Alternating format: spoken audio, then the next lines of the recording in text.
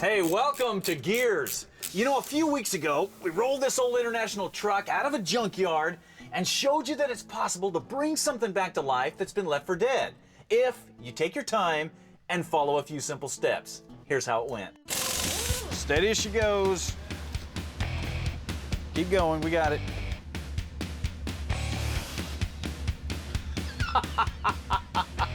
That's some pretty nasty stuff there, man.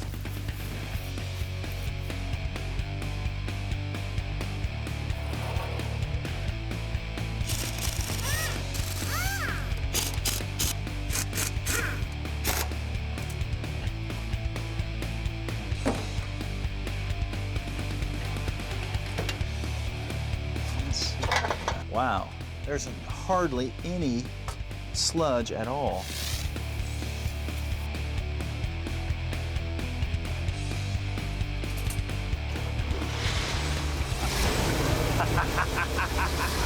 It sounds awesome! We also had the privilege a few weeks ago of riding with the Blue Angels and showing you what makes that organization tick. All right, Stacy, you ready to roll? I'm ready to roll. Ready, hit.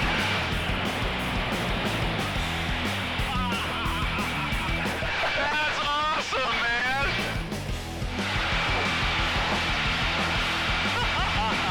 But these restraints were tight. We're coming up on 600, Mach 0.95. There's 630, and there's Mach 1, 700 miles per hour.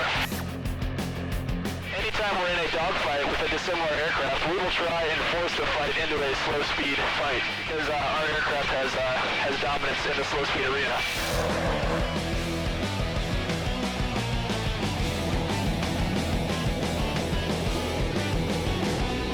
Wow, you ever get tired of this? Never.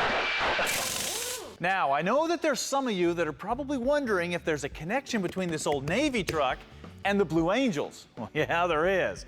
Because I'm about to start building this into a rig that not only represents the Blue Angels, but anybody that makes a living working with their hands. Now, the project is going to be called Heavy Metal. And I'm basically going to combine this truck with an F-18 Hornet, throw in some rock and roll and some attitude and some horsepower, and hopefully create a vehicle that no one's ever seen before. All out of a truck that was destined for the crusher.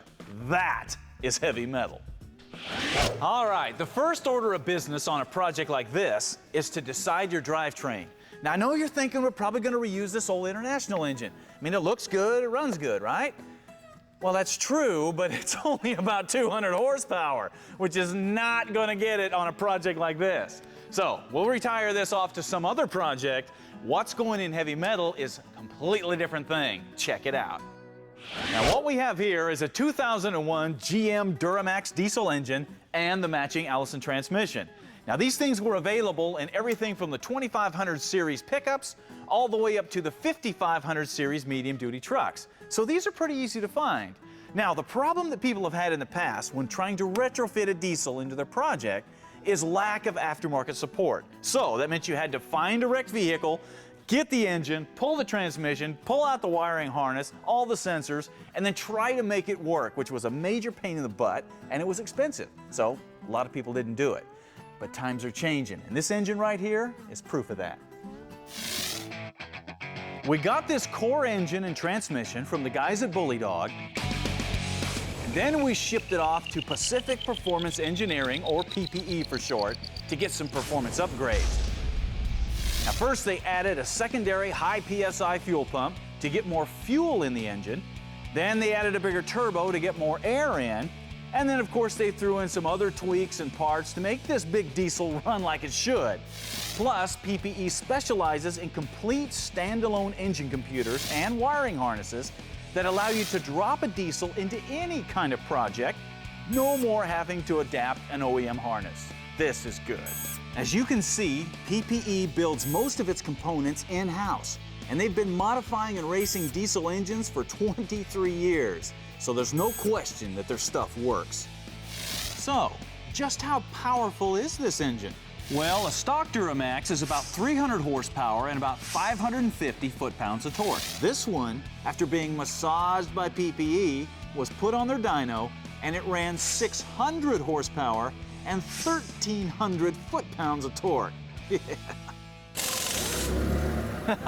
Now that is an awesome engine. Of course, the transmission's been tweaked too by PPE with one of their torque converters and extra clutches and all kinds of stuff, so that won't blow into a zillion pieces when all that torque hits it. So as you can see, we have an incredible drivetrain here. It's going to be perfect in that truck.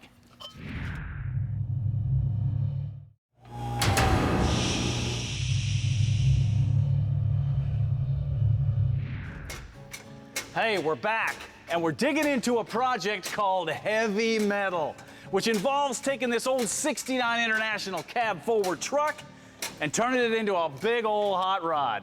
Now, that's the original engine that came in this thing, and it was big and heavy and underpowered. This is the Duramax diesel that's going into it, and it's big and heavy, but has a lot of power thanks to some performance upgrades by PPE. Now, the question becomes, how do you take a completely different drivetrain and put it into a vehicle that's completely different than something you may have ever worked on? Well, it's not that hard, and we are going to prove that to you. Okay, the first thing you need to do is get rid of everything that you're not going to need, like these old air lines and brake lines, wiring harnesses, brackets, anything that you're not going to reuse, get it out of there, because you definitely don't want them in the way.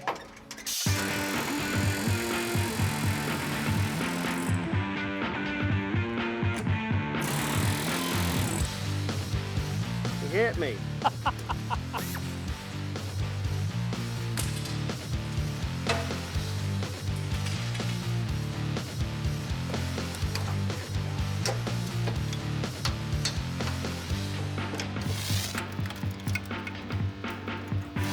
All right, very funny. All right, open it up.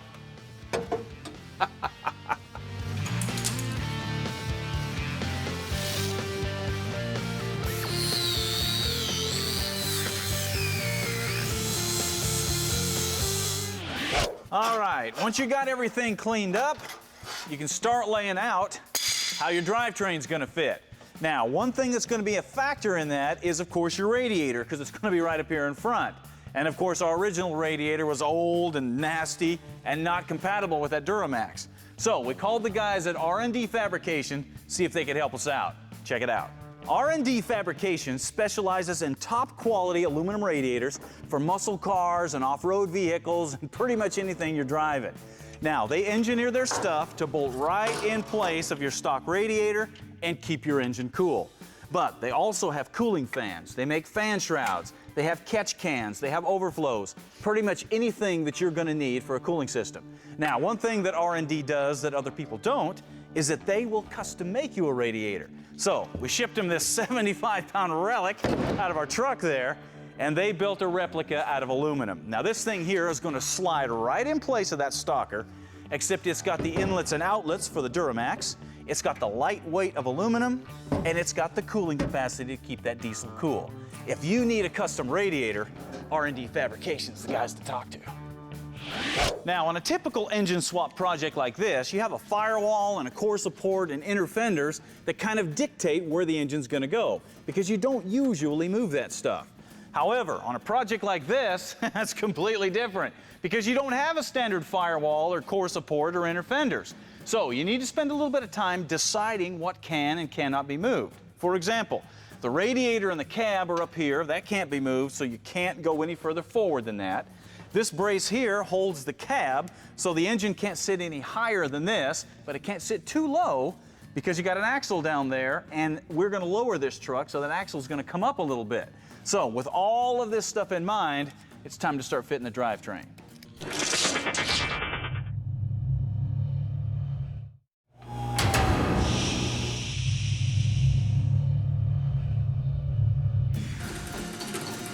Hey, you're watching Gears, and if you're wondering what's going on here, we are in the process of transplanting a hopped-up Duramax diesel engine into this old International truck.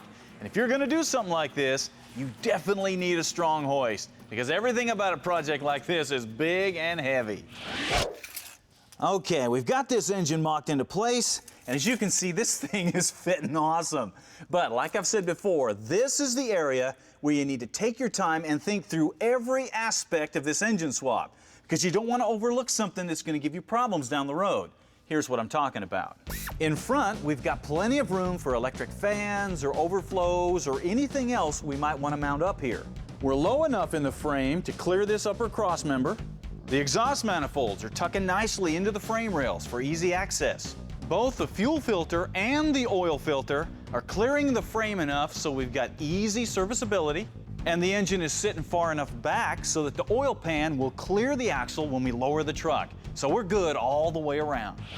Okay, once you've got everything in place how you want it, now you get to build some mounts to keep it there. Now, on a project like this, where all we have is bare frame rails, we're completely starting from scratch on this one. So what we have to do is build something that will connect the factory motor mount to the frame.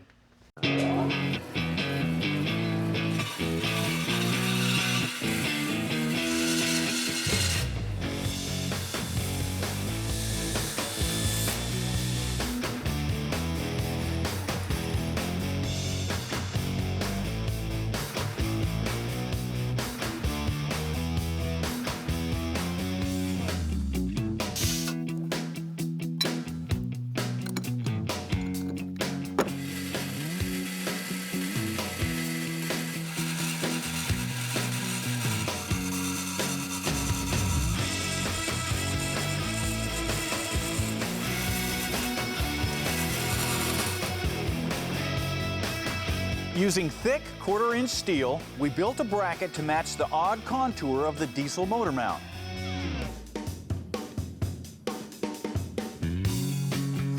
With all the pieces cut, you're ready to weld them up. Now, on heavy steel like this, don't forget to grind a bevel into the metal at all the joints. This will allow the welds to penetrate deep down into the metal. Also, even though I threaded the holes in the plate, I also welded some nuts on the inside so you have plenty of threads for extra strength.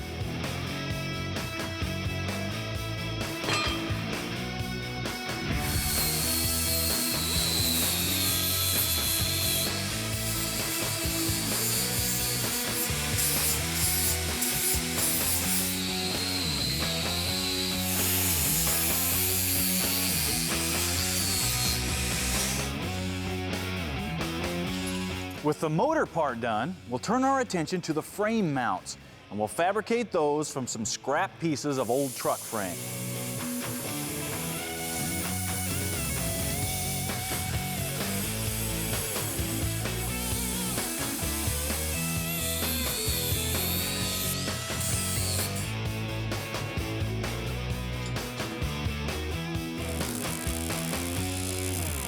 All right, this is how it all comes together. Notice this is the part we built that bolts to the engine.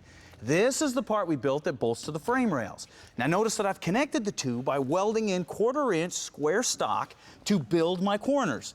Now by doing it this way with the engine in place, it allows you to build a skeleton structure that takes into account all the strange twists and bends and angles of the way that engine sits between those frame rails. Now all you have to do is come in, weld in some 1/4-inch flat steel to fill all this in, and you're going to have incredibly strong motor mounts that are removable, and they're going to fit perfect.